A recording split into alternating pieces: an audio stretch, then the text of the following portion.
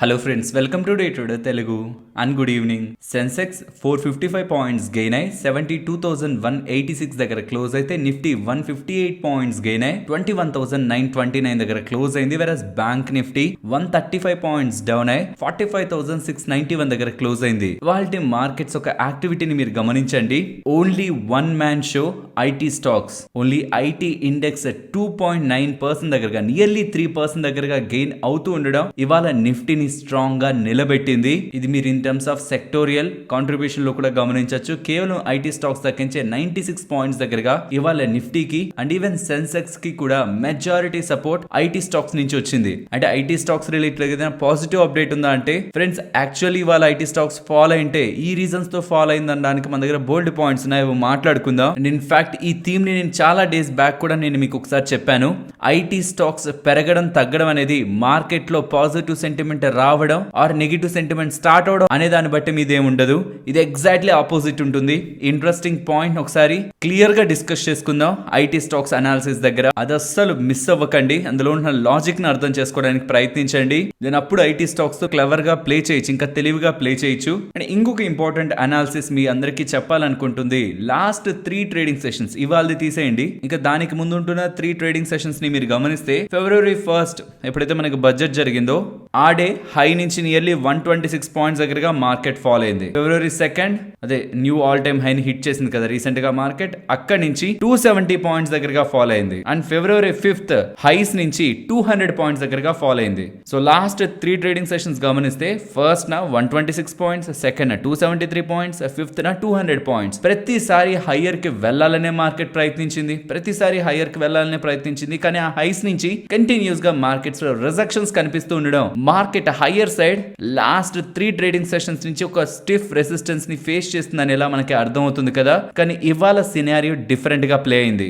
Market high కి దగ్గరగా close అయింది. అండ్ అది ఎందుకు క్లోజ్ అయిందో కూడా స్టార్టింగ్ లోనే మాట్లాడుకున్నాం. Only due to IT stocks. కాబట్టి ఇవాళ బ్యాంకింగ్ స్పేస్ లో మీకు కంటిన్యూస్ వీక్నెస్ అయితే కనిపించింది. ఫ్రెండ్స్, ఇవాల్టి మార్కెట్స్ ఫాలో అయింటే నేను చెప్పాను ఐటీ స్టాక్స్ ఫాలో అయింటే మాట్లాడుకోవడానికి రీజన్స్ ఉన్నాయని, అలాగే మార్కెట్ ఫాలో అయింటే మాట్లాడుకోవడానికి బోల్డ్ రీజన్స్ ఉన్నాయి. నేను ఎందుకు ఈ రీజన్స్ ఉన్నాయని మార్కెట్ పెరిగినా కూడా చెప్తున్నానంటే అల్టిమేట్ గా నా వ్యూ కూడా చెప్తాను మార్కెట్ పరంగా. బట్ మార్కెట్ పెరిగినా సరే ఇవి నెగిటివ్స్ ఉన్నాయని ఎందుకు చెప్తున్నానంటే, పెరిగినప్పుడు పాజిటివ్స్, పడిపోయినప్పుడు నెగిటివ్స్ మాత్రమే మనం చూస్తూ వచ్చాం అనుకోండి, మార్కెట్ లో మనం అలర్ట్ గా ఉండం. పెరిగినప్పుడు ఉంటున్న నెగిటివ్స్, పడుతున్నప్పుడు ఉంటున్న పాజిటివ్స్ మనకు అర్థమవుతున్నప్పుడే రిస్క్ టు రివార్డ్ మనం ప్లే చేయగలం మార్కెట్ లో. కాబట్టి ఇవాళ పెరిగినా సరే మార్కెట్ లో ఉంటున్న నెగిటివ్స్ ఏంటో మీరు తెలుసుకోవాలి. ఫస్ట్ థింగ్, నిన్న యుఎస్ మార్కెట్స్ ని గమనించండి. అక్కడ రసెల్ 2000 నెగిటివ్ లో క్లోజ్ అయింది. మీన్స్ అక్కడ స్మాల్ క్యాప్ ఇండెక్స్ అండ్ ఇతర ఇండెక్స్లలో కూడా పెద్దగా మీకు మూవ్ లేదు. దానికి ప్రధాన కారణం నిన్న ఐఎస్ఎం సర్వీసెస్ డేటా వచ్చింది. ఫ్రెండ్స్, దీనికి ముందు జాబ్స్ డేటా కూడా వచ్చింది. 3,50,000 దగ్గరగా జాబ్స్ యాడ్ అయ్యాయి. మార్కెట్ ఎక్స్పెక్టేషన్స్ ని కంప్లీట్ గా బీట్ చేశాయి. ఇప్పుడు ఐఎస్ఎం సర్వీసెస్ డేటా అన్ని ఆస్పెక్ట్స్ లోను, సబ్ కాంపోనెంట్స్, ప్రతి ఒక్క సబ్ కాంపోనెంట్ లోను ఐఎస్ఎం సర్వీసెస్ డేటా మార్కెట్ ని బీట్ చేసింది. Either in terms of wages పరంగా కానివ్వండి, ఆర్డర్స్ పరంగా కానివ్వండి, యావరేజ్ పే పరంగా కానివ్వండి, మొత్తం ఈ సర్వీసెస్ సెగ్మెంట్ లో ఉంటున్న డేటా స్ట్రాంగ్ గా వస్తుండడం. US economy service oriented economy, అలాంటి ఎకానమీ పరంగా సర్వీసెస్ రిలేటెడ్ గా వస్తున్న డేటా, ఐఎస్ఎం సర్వీసెస్ డేటా అంత స్ట్రాంగ్ గా వస్తుంటే మీరే చెప్పండి, ఎకానమీలో ఇన్ఫ్లేషన్ కంట్రోల్ అవ్వాలి. కానీ ఒక పక్క చూస్తుంటే జాబ్స్ డేటా బెటర్ గా వచ్చేసింది, మార్కెట్ ఎస్టిమేట్స్ ని బీట్ చేసింది. ఇంకో పక్క సర్వీసెస్ డేటా ఏమో స్ట్రాంగ్ గా వచ్చేసింది. జాబ్స్ అంత స్ట్రాంగ్ గా యాడ్ అవుతూ, యావరేజ్ సాలరీ, యావరేజ్ పే కూడా అంత హయ్యర్ గా ఉంటూ, సర్వీసెస్ డేటా, బిజినెస్ కూడా అంత స్ట్రాంగ్ గా ఉంటే ఇన్ఫ్లేషన్ ఏ పక్క నుంచి కంట్రోల్ అవుతుంది? కాబట్టి డేటా తర్వాత మీరు స్క్రీన్ మీద గమనిస్తే one of the fed member interest rates cut related గా కొంత నెగిటివ్, మార్కెట్ కి నెగిటివ్ స్టేట్మెంట్స్ చేస్తున్నారు. ఇప్పుడున్న పాలసీ ఏమంత టైట్ పాలసీ కాదు ఇన్ఫ్లేషన్ ని కంట్రోల్ చేసేయడానికి. కాబట్టి ఇప్పుడుంటున్న పాలసీని అంత త్వరగా కట్ అవుతుందని కూడా ఎక్స్పెక్ట్ చేయొద్దు. దానికి టైం పడుతుంది. ఉంటున్న డేటా మొత్తం స్టడీ చేశాకే కట్ చేస్తారని స్టేట్మెంట్స్ కొంత నెగిటివ్ టోన్ కి మారుతూ ఉన్నాయి. బికాస్ డేటా ఎకానమీ పరంగా, జాబ్స్ పరంగా వస్తున్న డేటా స్ట్రాంగ్ అవుతుండడం మార్కెట్ కట్ ని నియర్ టర్మ్ లో ఎక్స్పెక్ట్ చేయకుండా ఉండేలా ఫెడ్ మెంబర్స్ కూడా చూసుకుంటూ ఉన్నారు. కాబట్టి నిన్న మీరు గమనించండి యుఎస్ 10-year బాండ్ ఈల్డ్ 14% పెరుగుతూ 4.16 కి వెళ్ళింది. అండ్ డాలర్ ఇండెక్స్ కూడా 104.5 కి వెళ్ళింది. బాండ్ ఈల్డ్స్ పెరగడం, డాలర్ ఇండెక్స్ పెరగడం ఈక్విటీ మార్కెట్స్ కి నెగిటివ్. ఇన్ఫాక్ట్ ఇది ఐటీ స్టాక్స్ మీద ఇవాళ సీరియస్ ప్రెషర్ ని తీసుకొచ్చుండాలి, కానీ ఐటీ స్టాక్స్ అలా రియాక్ట్ అవ్వలేదు. ఇవాళ దాని థీమ్ ని మనం ఐటీ స్టాక్స్ లో మాట్లాడుకుందాం. బట్ ఓవరాల్ ఇవాళ మార్కెట్ ఫాల్ అంటే మాట్లాడుకోవడానికి మనకి స్ట్రాంగ్ రీజన్స్ ఉన్నాయి. బట్ కేవలం ఐటీ ఇండెక్స్ మార్కెట్ ని ఇవాళ ఒక మేజర్ సపోర్టర్ గా నిలబడింది. నేను మీకు ప్రీవియస్ డేస్ నుంచి కంటిన్యూస్ గా చెప్తూనే ఉన్నాను, February 8th ఆర్బీఐ మీటింగ్ ఉంది. ఆర్బీఐ మీటింగ్ ఆల్రెడీ స్టార్ట్ అయింది. బట్ దాని అవుట్కమ్ మనకి February 8th వస్తుంది. మరి ఎలాంటి ఎక్స్పెక్టేషన్స్ ఉన్నాయి? రేట్స్ ఏమైనా హైక్ చేస్తారా? 100% చేయరు. రేట్స్ ఏదైనా కట్ చేస్తారా? యుఎస్ లో ఉంటున్న అంత స్ట్రాంగ్ ఎకానమీ డేటాను చూస్తూ అక్కడ వడ్డీ రేట్లు కట్ చేయడానికి టైం తీసుకుంటున్నప్పుడు మన వాళ్ళు కూడా అంత ఈజీగా క్విక్ గా అంత జంప్ చేయరని నేను అనుకుంటున్నాను. కట్ రిలేటెడ్ గా కూడా డెసిషన్ ఉండదు అనుకుంటున్నాను. లాస్ట్ 6 మీటింగ్స్ నుంచి ఎలా అయితే హోల్డ్ చేస్తూ వస్తున్నారో ఈసారి కూడా వడ్డీ రేట్లు అలా హోల్డ్ చేస్తూ నేను ఎక్స్పెక్ట్ చేస్తున్నది సర్ప్రైజ్ ఏదైనా ఉంటుందా ఆర్బీఐ దగ్గర నుంచి అని. బికాస్ రీసెంట్ టైమ్స్ లో పేటిఎం రిలేటెడ్ గా అప్డేట్స్ మనకు వచ్చాయి. కొంత ఫైనాన్షియల్ గా పేటిఎం రిలేటెడ్ గా కొంత ప్రెషర్ ఎక్కువ క్రియేట్ అయింది. కాబట్టి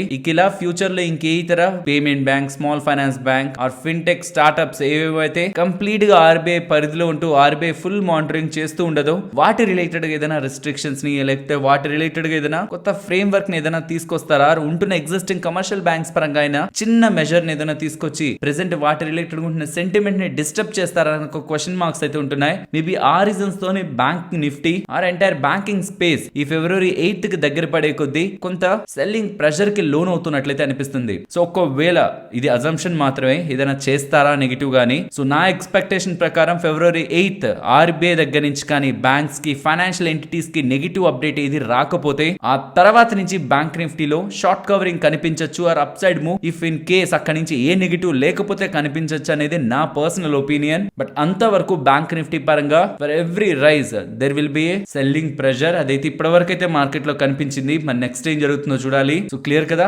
8th February RBI banks related గా, ఫైనాన్షియల్ ఎంటిటీస్ రిలేటెడ్ గా ఎటువంటి రిస్ట్రిక్షన్స్, ఎటువంటి ఫ్రేమ్ వర్క్, ఎటువంటి న్యూ అమెండ్మెంట్స్ ఏం తీసుకురాకుండా ఉంటే బ్యాంకింగ్ స్పేస్ తర్వాత రికవర్ అవుతుందేమో అని నేను ఎక్స్పెక్ట్ చేస్తున్నాను. ఇఫ్ ఇన్ కేస్ తీసుకొస్తే దాని ఆ రోజే మనకి రియాక్షన్ మార్కెట్ లో కనిపించేస్తుంది, నెగిటివ్ అయితే ఫాల్ అవుతుంది. అండ్ ఇంకొక ఇంపార్టెంట్ అలర్ట్ కూడా ఇవ్వాలనుకుంటున్నాను. రీసెంట్ టైమ్స్ లో పిఎస్యూ బ్యాంక్స్ కొంత ఎక్కువగా మూవ్ అవుతున్నాయి కదా. బట్ ఫ్రెండ్స్, కొన్ని పిఎస్యూ బ్యాంక్స్ లైక్ బిఓబి కానీ, పిఎన్బి కానీ ఏవైతే రీసెంట్ టైమ్స్ లో కొంత ఎక్కువగా పెరిగినట్లు మనకు కనిపిస్తుంటాయో వాటిలో ఒక్కసారి డెలివరీ యాక్టివిటీ చూడండి, కొంత అన్యూజువల్ గా ఉంది. లైక్ ఇవేమైనా డెలివరీకి తీసుకుంటున్నారా, లాంగ్ టర్మ్ కి తీసుకుంటున్నారా అంటే కాదు, వాటిని స్పెక్యులేటెడ్ యాక్టివిటీకే తీసుకుంటున్నారు. బిఓబి అండ్ పిఎన్బి కి రఫ్ గా 100 to 200 crores కు డెలివరీ యాక్టివిటీ కనిపించట్లేదు. సో ఏదైనా ఒక పర్టికులర్ స్టాక్ పరంగా బాగా పెరిగిపోతుంది, ఇంకా ఇన్వెస్ట్ చేయాలా లేదా అన్నప్పుడు మాత్రం ఎన్ఎస్సి లోకి వెళ్ళి ఓవరాల్ ట్రేడెడ్ క్వాంటిటీ అంతా, డెలివరీ క్వాంటిటీ అంతా, లైక్ ఇప్పుడు చూడండి ఎన్ఎస్సి వెబ్సైట్ లోకి వచ్చాను, nseIndia.com. అందులో జస్ట్ నేను పిఎన్బి అని టైప్ చేస్తున్నాను, పంజాబ్ నేషనల్ బ్యాంక్. లోపలికి వెళ్దాం, Punjab national bank stock open అవుతుంది. దాంట్లో జస్ట్ కిందకి స్క్రోల్ చేశారంటే delivery position for 6th February, total quantity traded, ఎన్ని ట్రేడ్ అయ్యాయి, అందులో డెలివరీ ఎంత అని మీరు చెక్ చేస్తే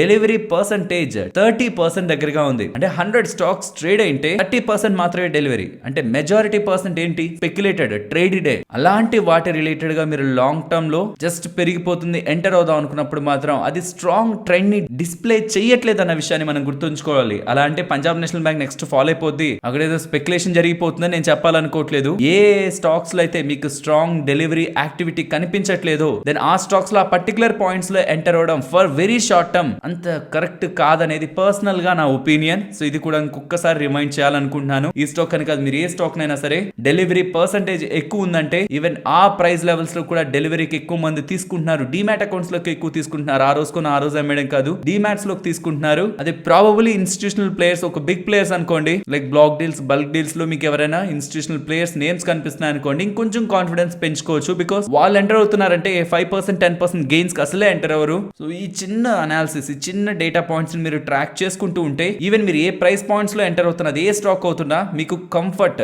ఆర్ మార్జిన్ ఆఫ్ సేఫ్టీ కొంచెం ఉంటుందన్న విషయాన్ని గుర్తుంచుకోవాలి. And coming to FIs, nearly 64% కి వాళ్ళ షార్ట్ పొజిషన్స్ ని తగ్గించుకున్నారు. ఆల్మోస్ట్ మీకు గుర్తుంటే ఐ థింక్ January 25th అనుకుంటాను 78% దగ్గరగా నెట్ షార్ట్స్ ఉన్నాయి. అవి కొంచెం కొంచెంగా తగ్గుతూ 64% కి వచ్చాయి. మార్కెట్ ఏదైనా హెవీగా పడిందా మీరు చెప్పాలి. 21,120 అరౌండ్ మనకి ఆల్ టైమ్ హై, ఇప్పుడేమో 21,900 అరౌండ్ ఉన్నాం. మార్కెట్ గట్టిగా ఒక 250 పాయింట్స్ కూడా డౌన్ లో లేదు. షార్ట్స్ ఏమో సిగ్నిఫికెంట్ గా కవర్ అయిపోయాయి.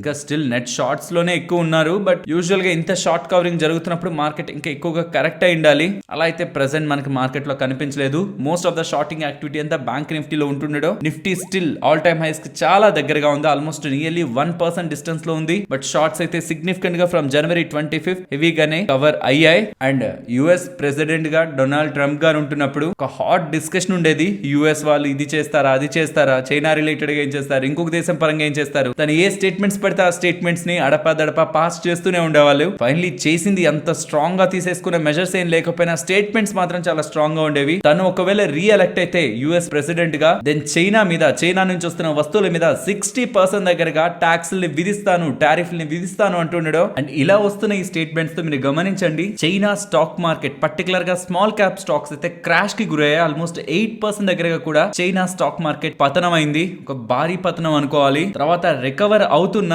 ఫర్దర్ గా కూడా డొనాల్డ్ ట్రంప్ గారు ఒకవేళ వస్తే ఇలాంటి టాక్సెస్ ని విధిస్తారు, చైనీస్ బిజినెస్ మొత్తం కూడా ఇంపాక్ట్ అవుతుంది, యుఎస్ కు వెళ్తున్న బిజినెస్ పై భారీ ఆంక్షలు ఉంటాయని ఇలా స్టేట్మెంట్స్ కానీ వస్తూ ఉంటే, చైనానే టార్గెట్ చేసి ఎన్నికల్లో గెలవాలనే ప్రయత్నం కానీ ట్రంప్ గారు చేస్తూ ఉంటే దెన్ చైనీస్ స్టాక్ మార్కెట్స్ కి కష్టకాలం మొదలవుతున్నట్టే. ఒకవేళ తను గెలిచి నిజంగానే అవి చేస్తుంటే మాత్రం మోస్ట్ ఆఫ్ ద స్టాక్స్ పరంగా చైనాలో ఇంపాక్ట్ అయితే క్రియేట్ అవుతుంది. ఆల్రెడీ చైనాకి ఆల్టర్నేటివ్ గా మోస్ట్ ఆఫ్ ద కంపెనీస్ ఇతర నేషన్స్ కి మూవ్ అయ్యాయి. అండ్ ప్రాబబుల్లీ ఇండియాకి ఇది ఇంకొక ఆపర్చునిటీని కూడా క్రియేట్ చేసిన ఒకవేళ చైనా మీద అంత రిస్ట్రిక్షన్స్ ని విధిస్తే. బట్ ఫైనలీ ఇలా చైనా రిలేటెడ్ గా వస్తున్న స్టేట్మెంట్స్ అక్కడ స్టాక్ మార్కెట్స్ పరంగా అయితే ఇంపాక్ట్ ని క్రియేట్ చేస్తున్నాయి. అండ్ ఫర్దర్ గా కూడా ఇలాంటి స్టేట్మెంట్స్ తన దగ్గర నుంచి వస్తూ ఉంటే మాత్రం చైనీస్ స్టాక్స్ రిలేటెడ్ గా స్టాక్ మార్కెట్స్ పరంగా పతనం తప్పదు. సో కమింగ్ డేస్ లో తను వస్తే ఇలా చేస్తాను అలా చేస్తాను అనే స్టేట్మెంట్స్ కూడా మార్కెట్స్ ని ఇంపాక్ట్ చేస్తాయి. బట్ యుఎస్ ప్రెసిడెన్షియల్ ఎలక్షన్స్ ఇప్పుడే లేవు కాబట్టి, దానికి టైం ఉంది, ఇయర్ ఎండ్ లో ఉంటాయి కాబట్టి అంత సీరియస్ గా తీసుకోవాల్సిన నీడ్ లేకపోతున్నా తను ఎలక్ట్ అయితే నేను ఇవి చేస్తాను అవి చేస్తాను అనే స్టేట్మెంట్స్ కూడా చైనా పరంగా అండ్ ఎంటైర్ ఏషియా పరంగా అయితే ఇంపాక్ట్ ని రీసెంట్ టైమ్స్ లో చూపిస్తున్నాయి. అండ్ రీసెంట్ డేస్ లో మీకు మోస్ట్ ఆఫ్ ద టైమ్స్ చెప్తూనే వస్తున్నాను, 21,750 బిలో మార్కెట్ క్లోజ్ అవ్వకుండా మార్కెట్ నెగిటివ్ గా చూడని. నిన్న ఆల్మోస్ట్ 21,770 దగ్గర మార్కెట్ క్లోజ్ అయింది. అండ్ అక్కడి నుంచి nearly 21,930 around market present close అవుతుంది. So even all time highs దగ్గర నుంచి ఫాలో అవుతున్నప్పుడు కూడా ఈ ఇంపార్టెంట్ లెవెల్ ని మార్కెట్ రెస్పెక్ట్ చేసింది కాబట్టి ఫర్దర్ గా కూడా మార్కెట్ ఈ 21,750 లెవెల్ బ్రేక్ అయి బిలో క్లోజ్ అవ్వనంత వరకు సేమ్ స్టాండ్ నే మెయింటైన్ చేస్తున్నాను. బట్ ఎవరైనా మార్కెట్ లో 750 అంటే ఇంచుమించు 200 పాయింట్స్ కూడా లేదు, చాలా దగ్గరగా ఉంటున్నాం. ఇంకొంచెం స్ట్రాంగ్ లెవెల్, ఇంకొంచెం మార్జిన్ ఆఫ్ సేఫ్టీ ఎక్కువగా ఉన్న లెవెల్ కోసం నేను చూస్తాను అంటే మాత్రం 21,650 ని గమనించండి. దీనికి logic budget day market follow అయింది కదా, ఎగ్జాక్ట్లీ February 1st ఆ డే వెళ్ళిన లో అనమాట 21,650. అండ్ 20 డే మూవింగ్ యావరేజ్ కూడా 21,646. ఈ రెండు కాంబినేషన్ లో దొరుకుతున్నాయి కాబట్టి 21,750 ఇంపార్టెంట్. నేను పర్సనల్ గా అయితే అదే గమనిస్తున్నాను, బికాస్ ప్రీవియస్ గా కూడా మల్టిపుల్ టైమ్స్ అదే వర్క్ అయింది. బట్ ఇంకొంత నేను రిస్క్ తగ్గించేద్దాం అనుకుంటున్నానంటే మాత్రం 21,650 ని గుర్తుంచుకోండి. ఆ లెవెల్ బ్రేక్ అవ్వకుండా మార్కెట్ నెగిటివ్ గా చూడొద్దు. ఒకవేళ ఆ లెవెల్ బ్రేక్ అయితే నెక్స్ట్ మనం చూసే ఇంపార్టెంట్ సపోర్ట్ 21,450. ఇఫ్ అది కూడా బ్రేక్ అవుతుంటే టువర్డ్స్ 21 మార్కెట్ లో సెల్లింగ్ ప్రెషర్ ఉండడానికి ఛాన్స్ ఉంది. బట్ ఫస్ట్ ఈ ఇంపార్టెంట్ లెవెల్స్ సపోర్ట్స్ బ్రేక్ అవ్వకుండా మార్కెట్ ని నెగిటివ్ గా చూసే ప్రయత్నం పర్సనల్ గా నేను చేయాలి అనుకోవట్లేదు. February 8th ప్రాబబ్లీ మార్కెట్ లో డైరెక్షనల్ గా ఒక సైడ్ మార్కెట్ తీసుకోవడానికి పాసిబిలిటీ ఉంటుందనే విషయాన్ని మనం గుర్తుంచుకోవాలి. అండ్ ఆ డే ట్రేడర్స్ మాత్రం మస్ట్ అండ్ షుడ్ గా హెడ్జెస్ అయినా స్టాప్ లాసెస్ అయినా వాళ్ళ క్యాపిటల్ ని ప్రొటెక్ట్ చేసుకోవాలన్న విషయాన్ని ఇంకొకసారి గుర్తు చేస్తున్నాను. ఫ్రెండ్స్, ఇలా మార్కెట్ లో ఉంటున్న ఎంటైర్ డేటాని అనాలిసిస్ చేస్తూ మీ ముందుకు మన మార్కెట్ అనాలిసిస్ ని తీసుకురావడానికి మేమన్ మా టీమ్ మెంబర్స్ పెట్టిన ఎఫర్ట్స్ మీకు వాల్యుబుల్ గా అనిపిస్తూ ఉంటే మన వీడియోని తప్పకుండా లైక్ చేయండి. అనుకున్నాం కదా ఐటీ స్టాక్స్ గురించి మాట్లాడుకుందామని. సో ఇక్కడ మీరు ఎక్కడైతే స్క్రీన్ మీద చూస్తున్నారు జనవరి 2022 మీన్స్ 2022 స్టార్టింగ్ మంత్ లో మనకి ఐటీ స్టాక్స్ ఒక డిక్లైన్ స్టార్ట్ అయింది. మీరు అక్కడ ఉంటున్న ఐటీ స్టాక్స్ ఒక నెంబర్స్ ని మీరు గమనించారనుకోండి, మోస్ట్ ఆఫ్ ద స్టాక్స్ అప్పుడు నెగిటివ్ నెంబర్స్ ని పోస్ట్ చేయలేదు. ఆ టైంలో నెంబర్స్ బాగానే ఉన్నాయి. బట్ కరెక్షన్ స్టార్ట్ అయింది. దానికి ప్రధాన కారణం వైరస్ రిలేటెడ్ గా ఏదైతే అన్సర్టనిటీ ఎకానమీలో ఉందో దాన్ని కంట్రోల్ చేయడానికి ఫెడ్ వాళ్ళు వడ్డీ రేట్లను తగ్గించడం మొదలుపెట్టి సుమారుగా 0 వరకు పట్టుకొచ్చేశారు. ఆ టైంలో ఎకానమీలో లిక్విడిటీ పెరిగి కంపెనీస్ అన్ని స్పెండింగ్ ని పెంచుకోవడం కారణంగా ఐటీ స్టాక్స్ లాభపడతాయని మార్కెట్ నెంబర్స్ కి ముందే రియాక్ట్ అయింది. నెంబర్స్ వచ్చి వాళ్ళ కామెంటరీ చెప్పి పాజిటివ్ గైడెన్స్ ని పెంచి ఇవేవి కాదు, order guidance order book related గా పాజిటివ్ కామెంట్స్ ఇవేవి కాదు.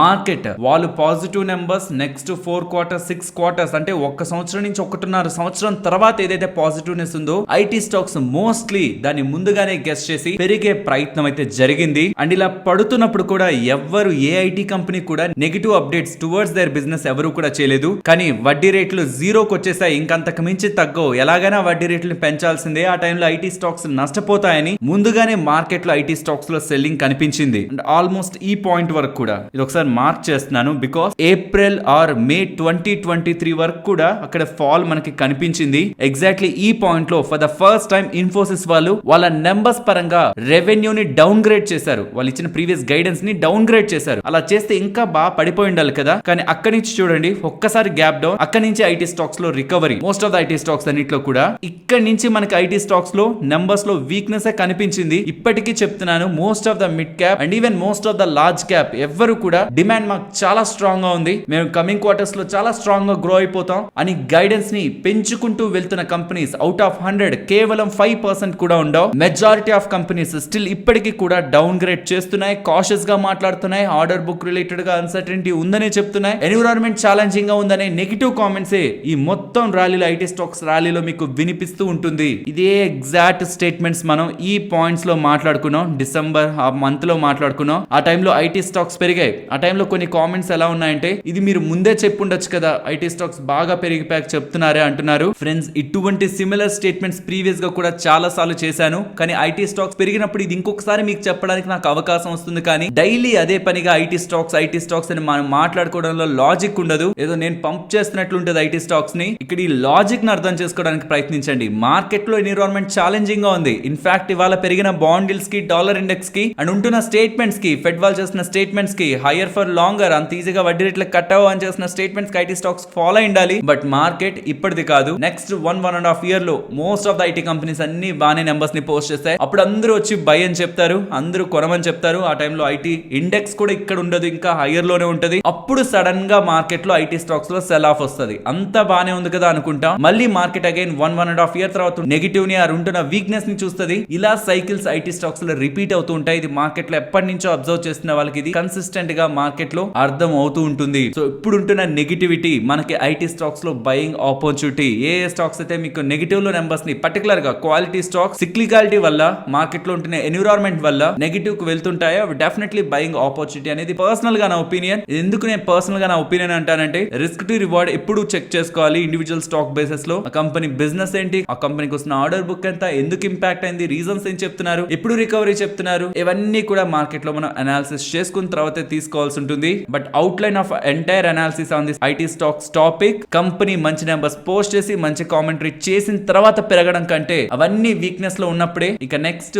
4 to 6 quarters తర్వాత ఐటీ స్టాక్స్ గెయిన్ అవుతాయని మార్కెట్ కి అనిపిస్తే మాత్రం ముందుగానే ర్యాలీ అవుతాయి. మీన్స్ అంత వర్స్ట్ గా ఉన్నప్పుడే ర్యాలీ అవుతాయి, అంత బాగున్నప్పుడే డిక్లైన్ అవుతాయి. బికాస్ నెక్స్ట్ ఏం జరుగుతుంది మార్కెట్ గెస్ట్ చేస్తుంది. కాబట్టి ఇప్పుడు కూడా వర్స్ట్ గా ఉంటున్న ఎన్విరాన్మెంట్ లో కూడా ర్యాలీ అవుతుందంటే ఇక్కడ నుంచి నెక్స్ట్ 1 year తర్వాత ఐటీ స్టాక్స్ లో మార్కెట్ మొమెంటం ని ఎక్స్పెక్ట్ చేస్తుంది. కాబట్టి ఈ recovery even markets, global markets related గా నెగిటివిటీ ఉన్న ఐటీ స్టాక్స్ లో ఈ పాజిటివిటీ కనిపించడానికి ప్రధాన కారణం ఇది. ఐ హోప్ మీకు ఈ లాజిక్ అర్థమైందని. కాబట్టి కమింగ్ క్వార్టర్స్ లో కూడా IT stocks week numbers post చేస్తున్నాయి, నెగిటివ్ గా ఉంటున్నాయంటే స్టాక్ పడిపోతాయి దారుణంగా మాత్రం ఎక్స్పెక్ట్ చేయొద్దు. బికాస్ ఐటీ స్టాక్స్ ఎప్పుడు ట్రెండ్ ని బట్టి, ఫ్యూచర్ ట్రెండ్ ని బట్టి మూవ్ అవుతాయి, కానీ షార్ట్ టర్మ్ ట్రెండ్ ని బట్టి ఐటీ స్టాక్స్ మూవ్ అవ్వవు. ఫ్రెండ్స్, ఇలా న్యూస్ అప్డేట్స్ ని అనాలిసిస్ చేస్తూ మీ ముందుకి కంటెంట్ తీసుకురావడానికి మేం పెడుతున్న ఎఫర్ట్స్ మీకు వాల్యుబుల్ గా అనిపిస్తూ ఉంటే మన వీడియోని తప్పకుండా లైక్ చేయండి. నెక్స్ట్ ఇవాళ పేటిఎం గురించి మాట్లాడుకోవాలి. ఫుల్ డౌన్ అయ్యాక అగైన్ స్ట్రాంగ్ గా రికవర్ అయింది కదా స్టాక్. దీని బ్యాక్ సోర్సెస్ నుంచి ఒక పాజిటివ్ ఇన్ఫర్మేషన్ అయితే కనిపించింది.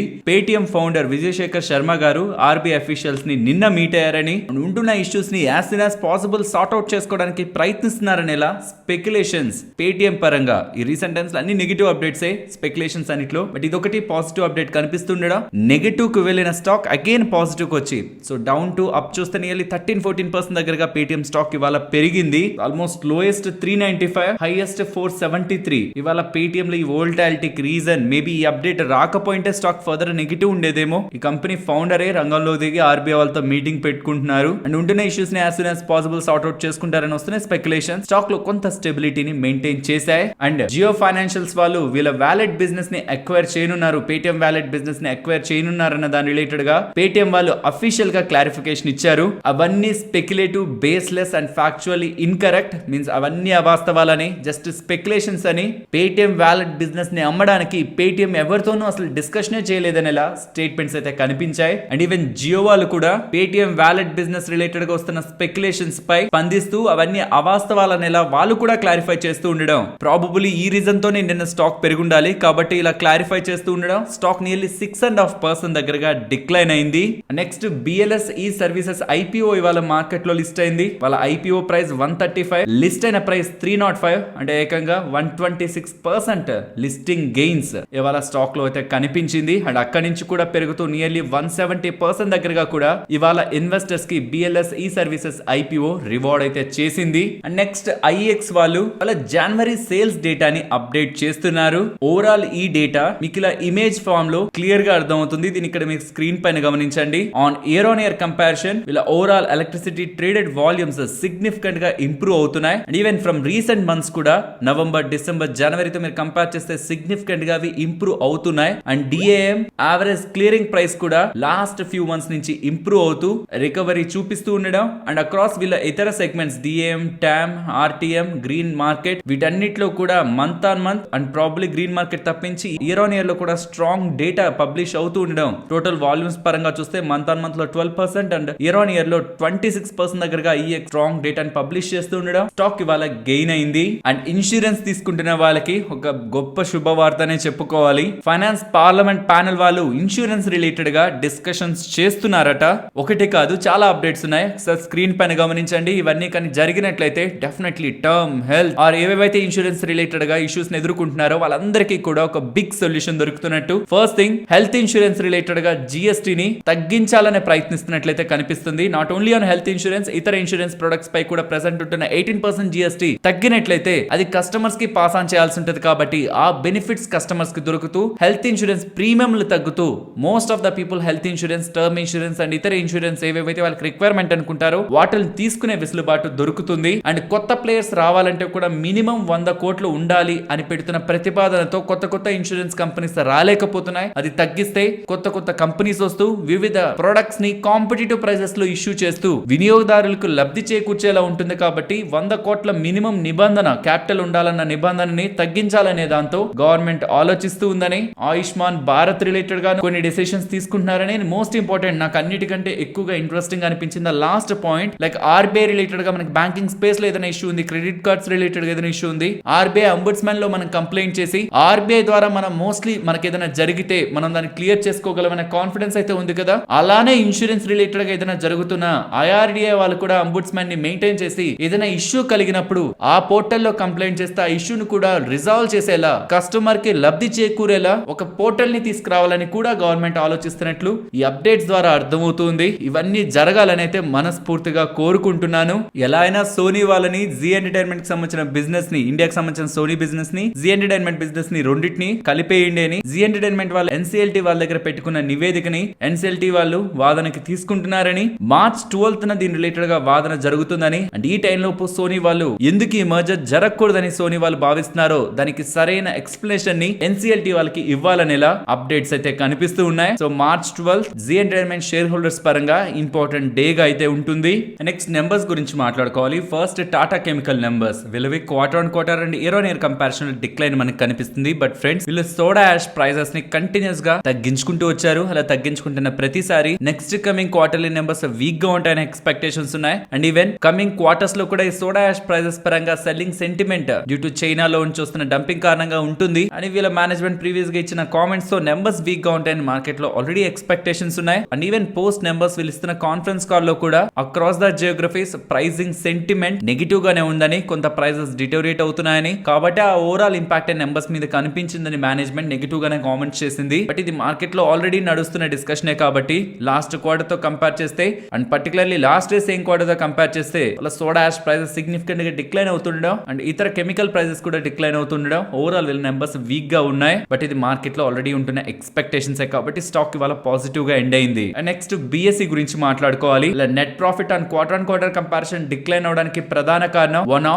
One time expense almost 90 crores దగ్గరగా. అది పక్కన పెడితే ఓవరాల్ నెంబర్స్ బాగున్నాయి. అండ్ మనందరికీ తెలుసు February 1st నుంచి సెన్సెక్స్ ఆప్షన్స్ పరంగా వీళ్ళ ట్రాన్సాక్షన్ చార్జెస్ ని కూడా పెంచుతున్నారు కాబట్టి ఆన్ కమింగ్ క్వార్టర్స్ వీళ్ళ నెంబర్స్ బెటర్ గానే ఉంటాయి. బట్ వాటన్నిటిని కూడా మార్కెట్ ఫ్యాక్టర్ చేస్తూ 85 times ప్రైస్ ట్రేడింగ్ వాల్యుయేషన్స్ లో ఉంచింది కాబట్టి నెంబర్స్ బాగున్నట్లే వన్ ఆఫ్ ని తీసేసి మనం చూస్తే అండ్ February 1st నుంచి ఫర్దర్ గా కూడా ట్రాన్సాక్షన్ వాల్యూ వీళ్ళకి సెన్సెక్స్ ఆప్షన్స్ పరంగా పెరుగుతుంది కాబట్టి ఫర్దర్ కమింగ్ క్వార్టర్స్ లో కూడా నెంబర్స్ బెటర్ గానే ఉంటాయి. అండ్ నెక్స్ట్ త్రివేణి టర్బైన్స్ వాళ్ళ నెంబర్స్ ఉన్నాయి. నెంబర్స్ మీకు స్క్రీన్ పైన కనిపిస్తూ ఉంటాయి. Quarter and quarter and year on year comparison లో good growth across revenues, margin and profitability, top down beat ఈ కంపెనీ నెంబర్స్ పోస్ట్ చేశాయి. ట్రైడెంట్ వాళ్ళ నెంబర్స్ కొంత వీక్ గా ఉంటున్నట్లయితే అర్థం అవుతుంది. On year comparison revenue grow అవుతున్నా, మార్జిన్స్ వీక్ ఉండడం, నెట్ ప్రాఫిటబిలిటీ 24% దగ్గరగా డిక్లైన్ అయింది. అండ్ క్యాంప్స్ బెటర్ గా ఉన్నాయి. రెవెన్యూలో ఇంప్రూవ్మెంట్ ఉంది అండ్ మార్జిన్స్ లో ఇంప్రూవ్మెంట్ ఉంది అండ్ నెట్ ప్రాఫిట్ లో కూడా ఎస్టిమేట్స్ కి బెటర్ గానే వీళ్ళు ప్రాఫిట్స్ ని పోస్ట్ చేశారు. అండ్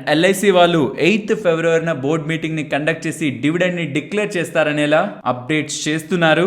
నెక్స్ట్ HDFC బ్యాంక్ గురించి మాట్లాడుకోవాలి. HDFC బ్యాంక్ వాళ్ళు ఈ particular banks Axis bank, Suryoday small finance bank, ICICI bank, Bandhan bank, yes bank and IndusInd bank లో అప్ టు 9.5% వరకు వాటాని పెంచుకునే విధంగా RBI వాళ్ళు అప్రూవల్ ఇచ్చారని వీళ్ళు ఎక్స్చేంజెస్ కి అప్డేట్ చేస్తున్నారు. యాక్చువల్లీ HDFC బ్యాంక్ అనే కాదు, వాళ్ళ గ్రూప్ ఎంటిటీస్ ఉన్నాయి కదా, HDFC mutual fund, HDFC life insurance, HDFC Ergo, ఇవన్నీ అండర్ HDFC బ్యాంకే ఉంటాయి కాబట్టి వాటన్నిటికి కూడా పర్మిషన్ RBI దగ్గర నుంచి లభిస్తున్నట్టు. అండ్ వీటికి వ్యాలిడిటీ టిల్ 1 year అనమాట. February 4, 2025 వరకు వ్యాలిడిటీ ఉంటుంది. అండ్ దీన్ని క్లారిఫై చేస్తూ కూడా HDFC బ్యాంక్ వాళ్ళు చెప్తున్నది ఇమీడియట్ గా వీటిలో ఇన్వెస్ట్మెంట్ చేసేద్దామని మేమేం RBI అప్రోచ్ అవ్వలేదు. ఈ గ్రూప్ ఎంటిటీస్ అన్ని కలిపి HDFC life insurance, mutual fund ఇవన్నీ కలిపితే అగ్రిగేట్ గా ఒక 5% దగ్గరగా మెజారిటీ ఆఫ్ బ్యాంక్స్ లో హోల్డింగ్ కి వెళ్ళిపోతున్నట్టు. ఫర్దర్ గా ఇన్వెస్ట్మెంట్ చేయాలన్నా ఏదైనా డెసిషన్ తీసుకోవాలన్నా 5% లిమిట్ RBI పెట్టుంటుంది కాబట్టి ఈ 5% లిమిట్ కి మించి ఇన్వెస్ట్మెంట్ చేయాలంటే RBI పర్మిషన్ కావాలి కాబట్టి ముందుగా పర్మిషన్ తీసి పెట్టుకున్నాం అనేలా HDFC బ్యాంక్ వాళ్ళు అప్డేట్ చేస్తున్నారు. నెక్స్ట్ ఐడియా ఫోర్జ్ వాళ్ళ నెంబర్స్ మీకు స్క్రీన్ పైన కనిపిస్తుంటాయి. And quarter and quarter year on year comparison strong growth వీళ్ళు revenues, margins, operating profit and even order book positions పరంగా కూడా గుడ్ గ్రోత్ ని వీళ్ళు డెలివర్ చేస్తున్నారు. అండ్ అది కంపారిటివ్ బేసిస్ ఇక్కడ మీరు స్క్రీన్ పైన కూడా గమనించవచ్చు. నెక్స్ట్ నిఫ్టీ లాగే bank Nifty support and resistance, Nifty again important resistance దగ్గరికి అయితే వచ్చింది. ఇన్ కేస్ ఇక్కడ రెసిస్టెన్స్ ఫర్దర్ గా ఫేస్ అవుతుంటే టువర్డ్స్ 21,850 అండ్ 21,750 ఇంపార్టెంట్ సపోర్ట్స్ గా అయితే కనిపిస్తూ ఉన్నాయి. ఒకవేళ ఇది బ్రేక్ అయ్యి అప్ సైడ్ కి వస్తుంటే మాత్రం first level of resistance 2280 and above 22,190 around important levels గా అయితే మనం చూడొచ్చు రెసిస్టెన్స్ గా. And coming to bank Nifty present ఉన్న లెవెల్స్ నుంచి down side 45,480 and below 45,270 and ఇక్కడ నుంచి up side 45,970 above 46,134. And coming to range చెప్పాను కదా నిన్నటి వీడియోలోనే నేను మార్కెట్ ని బులిష్ గా ఎక్స్పెక్ట్ చేస్తున్నాను కాబట్టి రేంజ్ బౌండ్నెస్ ని మార్కెట్ లో చెప్పట్లేదు. ప్రాబబ్లీ 8th ఫిబ్రవరి మార్కెట్ ఒక డైరెక్షన్ తీసుకోవడానికి ఛాన్స్ ఉంటుంది కాబట్టి అప్పటి వరకు రేంజ్ బౌండ్నెస్ ని మార్కెట్ లో చూడడం కూడా సరి కాదనేది నా ఒపీనియన్. ఇన్ బిట్వీన్ ఒకవేళ 750 కానీ బ్రేక్ అయితే మార్కెట్ దెన్ అప్పుడు రేంజ్ బౌండ్నెస్ గురించి మాట్లాడతాను. అప్పటి వరకు మోస్ట్లీ మార్కెట్ నేను ఒక డైరెక్షనల్ మూవ్ పర్టికులర్ గా అప్ సైడ్ ఎక్స్పెక్ట్ చేస్తున్నాను కాబట్టి రేంజ్ బౌండ్ వ్యూ ని ఇవ్వట్లేదు. మరొక ఇంట్రెస్టింగ్ వీడియోతో మళ్ళీ మీ ముందుకు వస్తాను. అంతవరకు టేక్ కేర్, జై హింద్.